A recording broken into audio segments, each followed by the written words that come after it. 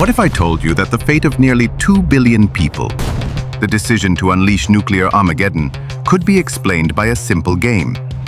A game that two prisoners play. This isn't hypothetical. This is the deadly reality for India and Pakistan.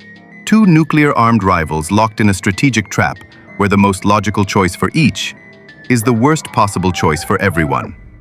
Welcome to Caped Capital, your economic superhero, where we decode the hidden economics concepts of our world. Today, we unravel the prisoner's dilemma and its terrifying role in the India-Pakistan standoff. To understand this, let's meet two partners in crime. We'll call them Amit and Bilal. They're arrested and held in separate cells. They cannot talk to each other. The prosecutor lacks enough evidence for a major conviction unless one of them rats out the other. The prosecutor offers each of them the same deal. Option 1. If you both stay silent, that is, you cooperate with each other, you'll both get a minor charge, just 1 year in prison each. Option 2. If you betray your partner while he stays silent, you walk free, 0 years, but he gets the maximum sentence, 10 years. Option 3. But if you both betray each other, you both get convicted, but with a reduced sentence for talking, 5 years each. Now, put yourself in Amit's shoes. You don't know what Bilal will do. Let's think it through. If Bilal stays silent, my best move is to betray him. I get 0 years instead of 1. That's a win. If Bilal betrays me, my best move is still to betray him. I get 5 years instead of 10. That's a smaller loss. No matter what the other player does, betraying them is always the better individual strategy. In economics, we call this the dominant strategy. The problem is, Bilal is in the other room, making the exact same calculation. So what happens? They both betray each other. They both end up with 5 years in prison. This outcome, where no player can improve their situation by changing their own strategy, while the other player's strategy remains unchanged, is the Nash equilibrium. But look, it's a terrible outcome. If they had just trusted each other and cooperated, they would have only served 1 year each. That's the paradox. Rational self-interest leads to a collective disaster. Now, let's leave the prison and enter the real world, a world of bitter rivalry, born from a bloody partition in 1947, India and Pakistan. For decades, their story has been one of conflict and mistrust.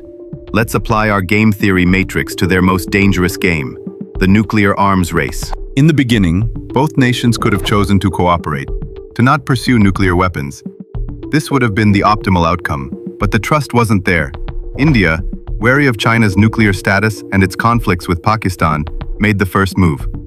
In 1974, under Prime Minister Indira Gandhi, India conducted a peaceful nuclear explosion. Facing a nuclear India, Pakistan's own dominant strategy became crystal clear. Prime Minister Zulfikar Ali Bhutto famously vowed that Pakistanis would eat grass if they had to, but they would get the bomb. The secret race was on, aided by the infamous AQ Khan network. The game escalated in 1998. India, now openly a nuclear power, conducted a series of tests. Pakistan followed suit within weeks. Both had now played their dominant strategy.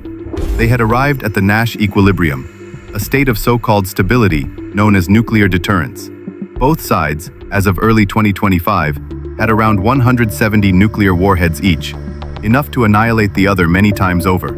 It's an equilibrium, but it's a terrifyingly suboptimal one. Decades of immense cost and living under the constant shadow of mutually assured destruction. For a while, this terrifying equilibrium held. The logic was that neither side could risk a major war for fear of nuclear escalation. But what about smaller attacks? This is where the game gets even more complex.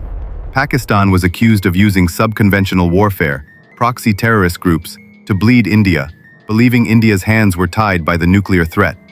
However, after the Uri, Pulwama, and Pahalgam attacks, India responded with conventional military force inside Pakistan.